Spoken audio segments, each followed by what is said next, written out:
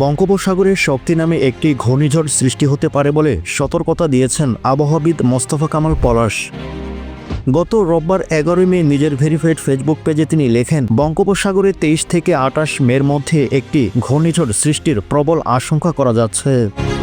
তবে আজকের পূর্বাভাস অনুসারে ঘূর্ণিঝড়টি 3 দিন পিছিয়ে মে মাসের 26 থেকে 29 তারিখের মধ্যে সৃষ্টির সম্ভাবনা রয়েছে বলে জানান এই আবহাওয়াবিদ।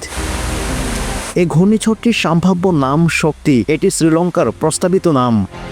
বুধবার 14 মে নিজের ভেরিফাইড ফেসবুক পেজে তিনি লেখেন, মে মাসের 26 থেকে 29 তারিখের মধ্যে বঙ্গোপসাগরে একটি ঘূর্ণিঝড় সৃষ্টির সম্ভাবনা রয়েছে।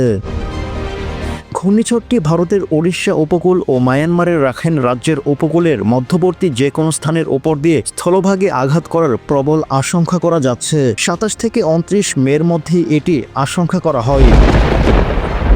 আশা করা হচ্ছে এটি কিছুটা দুর্বল প্রকৃতির ঘূর্ণিঝড় হবে। তবে ভারতীয় সংবাদ মাধ্যম জাগরণ জানায়, ভারতীয় আবহাওয়া বিভাগ এখনও ঘূর্ণিঝড় সৃষ্টির বিষয়টি নিশ্চিত করেননি। এই মৌসুমি ঝড়টি ঘূর্ণিঝড়ে পরিণত হবে কিনা সেটিও নিশ্চিত নয়। এদিকে গত বছরের অক্টোবরে ভারতের ওড়িশা ও পশ্চিমবঙ্গের মাঝামাঝি অঞ্চল দিয়ে আঘাত হানে ঘূর্ণিঝড় দানা। অতি প্রবল এই ঘূর্ণিঝড়টি স্থলে আঘাত হানার আগে ভারতের বিভিন্ন জায়গায় ব্যাপক বৃষ্টিপাত হয়।